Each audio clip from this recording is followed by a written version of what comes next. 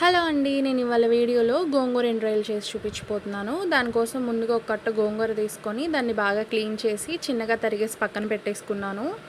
అలాగే ఒక బౌల్ తీసుకొని దాంట్లో క్లీన్ చేసుకున్న రొయ్యలు వేసుకొని వేడివేడి నీళ్ళు పోసి ఒక పావు గంట సేపు పక్కన పెట్టేయాలి.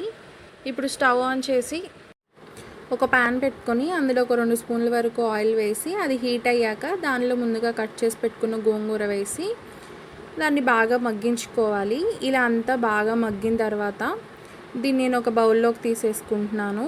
ఇది కాస్త చల్లారిన తర్వాత దీన్ని మిక్సీలో వేసి మెత్తగా పేస్ట్ పట్టుకోవాలి. ఇప్పుడు నేను అదే ప్యాన్లో ఇంకొక 2 స్పూన్లు నూనె వేసుకొని దీంట్లో దంచుకున్న వెల్లుల్లిపాయలు అలాగే చిన్నగా తుంపుకున్న ఒక ఎండుమిర్చి కూడా వేసుకుంటున్నాను. ఆయిల్లో వెల్లుల్లిపాయ అలాగే ఎండుమిర్చి బాగా ఫ్రై అవ్వాలి. ఇలా ఫ్రై అయిన తర్వాత మనం ముందుగా క్లీన్ చేసి పెట్టుకున్న రొయ్యల్ని బాగా వాష్ చేసుకొని దీనిలో వేసేసుకుందాం. అలాగే ఒక పావు స్పూన్ పసుపు కూడా వేసుకొని మంచి కలర్ వచ్చేంత వరకు ఫ్రై చేసుకోవాలి.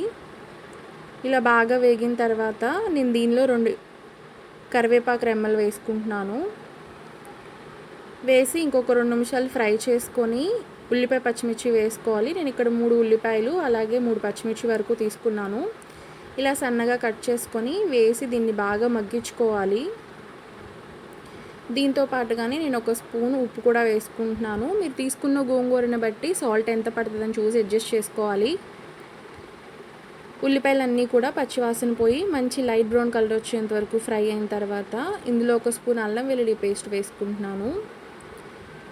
ఇదంతా కూడా పచ్చివాసన పోయి మంచి వాసన వస్తుందన్నమాట. అప్పటి వరకు దీన్ని బాగా ఫ్రై చేసుకోవాలి. ఇందులోనే నేను 1.5 స్పూన్ కారం వేసుకుంటున్నాను.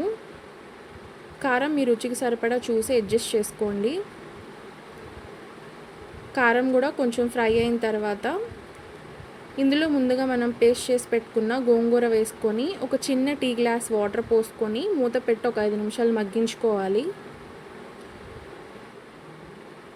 ఇలా బాగా మగ్గిన తర్వాత నేను దీనిలోనే సన్నగా కట్ చేసి పెట్టుకున్న కొత్తిమీర కూడా వేసుకుంటున్నాను. అండ్ అలాగే సాల్ట్ కానీ ఏమైనా తక్కువైనట్లయితే ఇప్పుడే చూసుకొని ఒకసారి అడ్జస్ట్ చేసుకుంటే కర్రీ అయితే చాలా సింపుల్గా రెడీ అయిపోద్ది.